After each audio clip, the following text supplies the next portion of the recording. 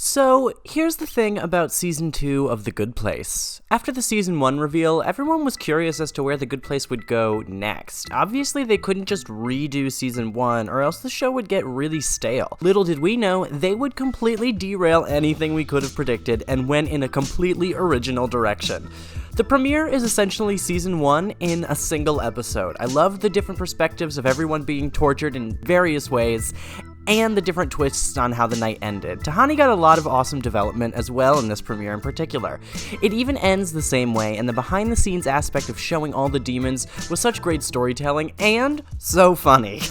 It's all talk, no twisting. So if you don't like the way I do it, get somebody else. I'm going to the gym. Fine, yeah, you do that. You go to the gym. And the second episode is possibly my favorite of this entire season. Just 22 minutes of chaos and different trials that Michael goes through. The different combinations were hilarious for Eleanor's soulmate, for what they actually had to do, the different shops that were around. It's a fantastic way to get Michael to switch to the other side, and also a really fun and inventive comedy technique. And then they follow it up with a bottle episode, with the group just deciding to ally with a demon. It's just such a fantastic direction for this show to take, and a fun group that they start to build here.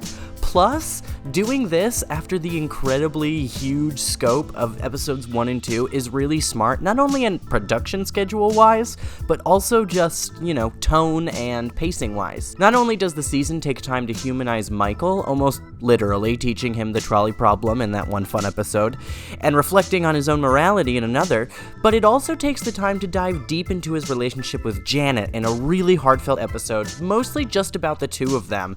The ending of this was absolutely heartbreaking, and Michael admitting that Janet is his oldest friend is just the sweetest thing and gives a lot of good context for his character. Plus, we get to meet Derek this season. Jason. Jason, Jason, Jason, Jason, Jason, Jason, Jason, Jason, Jason, Jason, Jason, Jason, Jason. The plot also has a nice complexity to it, with Michael kind of playing both sides, culminating in an episode where they're not sure if he's still on their side. Handling Vicky and all the other participants that actually were involved in the torture was really done well, using the threat wisely and also requiring some really intricate plans to beat it. If I was a writer on this show, I would not know what direction to take next. There's just so many variables.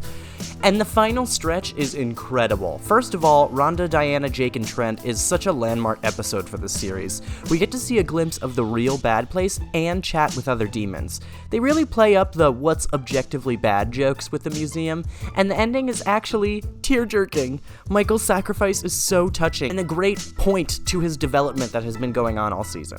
The Burrito, which is the next one, is also another great episode, showing the development of all of our main cast. Even though they almost all fail their tests, they show great progress, which is fitting for the second season. You don't want the characters to be perfect or done maturing yet, but you want them improved. Eleanor passing and then giving up her chance to go to the good place is just the cherry on top of the cake for this episode as well. And then Somewhere Else, one of my favorite episodes of the entire series. Focusing on how to get them out of the sticky situation, it also leaves some time for incredible development. From Chidi, from Jason, for Janet, for everyone. And then it follows it up with a twist almost as crazy as the one from Season 1. It doesn't quite live up to it, but it's so good as a way to develop the story further. Again, writing on this show was probably so difficult. I mean, where do you even take it after they all fail that test? What can Michael possibly suggest? Returning to Earth was the perfect way to keep this story going and give it a little kick in the butt, so that the pacing would kind of reset for Season 3 almost. I like that we start with Eleanor and seeing the ups and downs of improving herself. It was really nice, and I appreciate that they showed it. It isn't an easy task, and it has victories and failures, and often requires some help. Why should we as humans be ashamed of that? This world is a tough, tough place. Eleanor makes the effort and fails, but she'll get up and try again. All she needs is a little push.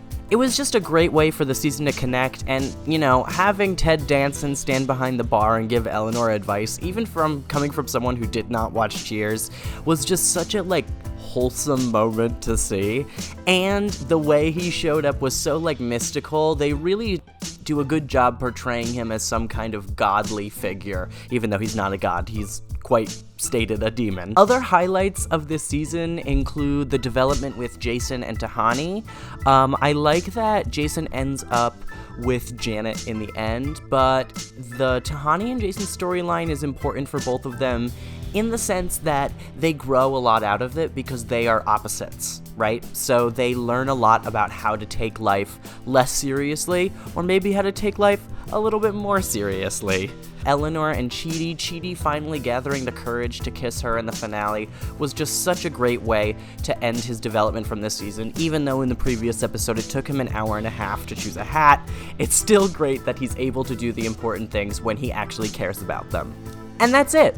Let me know what show you'd like me to do next, or tell me what your favorite season of The Good Place is. I think in order for me, it's 2, then 4, then 1, then 3, but I'm curious to hear your opinions on the matter.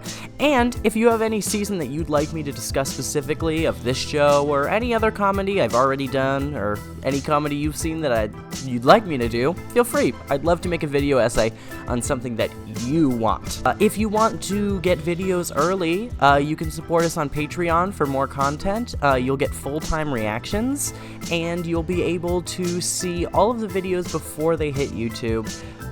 And the ones that get, taken by copyright. So, I will see you guys next time, and goodbye!